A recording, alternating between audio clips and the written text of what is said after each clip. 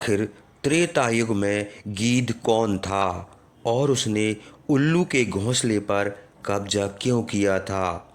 दोनों में लड़ाई क्यों होती थी? प्रभु श्री राम के पास क्या न्याय मांगने गए थे?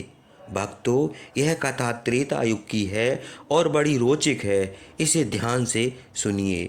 एक रमणीय वन में बहुत वर्षों से एक गिद्ध और एक उल्लू दो पक्षी रहते थे। वह गिद्ध बड़ा दुष्ट था। उसने उल्लू के घोंसले में अपना अधिकार जमा लिया और उससे कहा कि यह तो मेरा ही घोंसला है। उन दोनों में बड़ी लड़ाई हुई।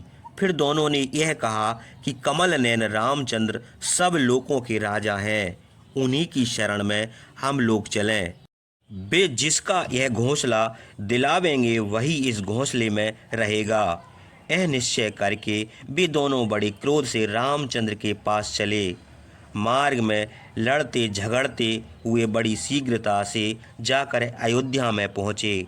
रामचंद्र को प्रणाम करके गिद्ध पहले ही बोल उठा, महाराज, आप देवता और दैत्यों से भी श्रेष्ठ हैं, बृहस्पति और शुक्र से भी बढ़कर बुद्धिमान हैं, सब प्राणियों की भलाई और बुराई को समझते हैं।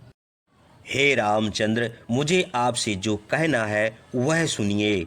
बहुत दिन हुए अपने हाथ से मैंने अपना घोंसला बनाया था। उस घोंसले को अब यह उल्लू मुझसे छीने लेता है। आप मेरी रक्षा कीजिए। गिद्ध के यह कह चुकने पर उल्लू को बोला, हे रामचंद्र, राजा के शरीर में चंद्रमा, इंद्र, सूर्य, कुबेर और यम का अंश होता है। कुछ मानुषता भी होती है, किंतु आप तो सर्वदेवमय साक्षात नारायण हैं। आप सब प्राणियों के साथ समता का बर्ताव करते हैं, सबको समान दृष्टि से देखते हैं। हे सोम, चंद्रमा के अंश का गुण है क्रोध, दंड और दान से पाप और भय को दूर करते हैं, सबकी रक्षा करते हैं। आप दुर्बलों और अनाथों का बल हैं, अंधों के नेत्र हैं और जिनका कोई रक्षक नहीं उनके रक्षक हैं। हे राजन, आप हमारे स्वामी हैं, इसलिए मैं अपना दुख आपसे निवेदन करता हूँ। यह गिद्ध मेरे घोंसले में घुस आता है और मुझे पीड़ित करता है, आप इसका न्याय कीजिए। तब रामचंद्र ने अपने मंत्रियों को बुलाया। उनकी आज्ञा से धृष्टि, जयंत, विजय, सिद्धार्थ मंत्री राजसभा में आए। ये लोग सब शास्त्रों के ज्ञाता थे, नीति शास्त्र में बड़े चतुर थे, लज्जावान और कुलीन थे। महाराज दशरथ के समय भी यही लोग मंत्री के पद पर रह चुके थे। मंत्रियों के सामने रामचंद्र ने गिद्ध और उल्लूक से पूछा, कितने दिन हुए तुमने इस घोंसले को बनाया था? यह ठीक ठीक कहो। गिद्ध बोला, महाराज, जब पृथ्वी पर मनुष्य की सृष्टि हुई थी तभी मैंने इस घोंसले को बनाया था। उल्लूक ने कहा कि राजन, जब इस पृथ्वी पर वृक्षों की उत्पत्ति हुई थी तब से यह मेरा घोंसला है।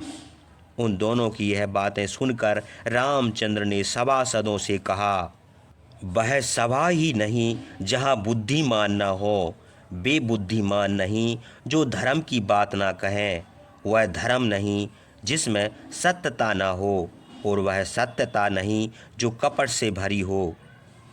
जो सभासद किसी बात को जानते हुए भी चुप बैठे रहते हैं, समय पर नहीं बोलते, उनको भी असत्यवादी समझना चाहिए। काम, क्रोध तथा भय से जो सभासद जानता हुआ भी प्रश्नों का उत्तर नहीं देता, वह वरुण के 1000 पासों में बंध जाता है और 1 वर्ष के बाद 1 पास से मुक्त होता है। इसलिए सभासद को सत्य ही बात कहनी चाहिए। मंत्रियों ने उत्तर दिया, यह उल्लू प्रसन्न मालूम होता है और गिद्ध प्रसन्न नहीं जान पड़ता, इसलिए उल्लू की बात सत्य है और गिद्ध झूठा है। महाराज, आप सब प्राणियों के राजा हैं, सब की परम गति हैं, राजा ही सबका मूल है, वही सनातन धर्म है। राजा जिसको दंड देता है उसको नरक में नहीं जाना पड़ता। मंत्रियों के यह वचन सुनकर रामचंद्र ने कहा, सुनो, हम एक पौराणिक कथा कहते हैं। चंद्रमा, सूर्य और नक्षत्रों समेत आकाश, पर्वतों और वनों समेत यह पृथ्वी और यह चराचर तीनों लोग समुद्र में निमग्न हो गए थे। उस समय केवल एक परमात्मा ही विद्वान था। लक्ष्मी समेत यह पृथ्वी भगवान विष्णु के उदर में चली गई थी। भगवान विष्णु उसे अपने उदर में लाकर लक्ष्मी के साथ शयन करते थे। सोते हुए विष्णु के उदर में महायोगी ब्रह्मा ने भी प्रवेश किया। फिर भगवान विष्णु की नाभि से सुवर्ण भूषित कमल उत्पन्न हुआ। उसी कमल से महाप्रभु ब्रह्मा प्रकट हुए। उन्होंने वायु और पर्वत सहित पृथ्वी की फिर से सृष्टि की। उसके बाद मनुष्य और अंडज, स्वदेज आदि सब प्राणियों को उत्पन्न किया। उसी समय भगवान विष्णु के कान के मैल से मधुकेडप नाम के 2 असुर उत्पन्न हुए। वे दोनों बड़े बलवान और भयानक थे। ब्रह्मा को देखकर उन्हें बड़ा क्रोध आया। वे ब्रह्मा को मारने के लिए बड़े वेग से दौड़े और ब्रह्मा डर के मारे चिल्लाने लगे। ब्रह्मा का शब्द सुनकर भगवान विष्णु जाग पड़े। उन्होंने चक्र के प्रहार से उन दोनों का विनाश कर दिया। उनके मेद चर्बी से यह पृथ्वी गीली हो गई थी। इसी से इसका नाम मेदनी पड़ा। फिर भगवान विष्णु ने इस पृथ्वी को शुद्ध किया। तब शुद्ध की हुई इस पृथ्वी पर अनेक प्रकार के वृक्ष, औषधियाँ और अन्न उत्पन्न होने लगे। इसलिए उल्लू की बात सत्य है, क्योंकि वह कहता है कि वृक्ष उत्पन्न होने पर उसने अपना घोंसला बनाया, इसलिए यह घोंसला उसी का है, गिद्ध का नहीं। अब आप इस पापी गिद्ध को दंड देना चाहिए, क्योंकि इसने उल्लू को बहुत पीड़ित किया है। उसी समय आकाशवाणी हुई, हे रामचंद्र, इस गीध को आप दंड न दीजिए, उसे तो घोर दंड पहले ही मिल चुका है। यह ब्रह्मदत्त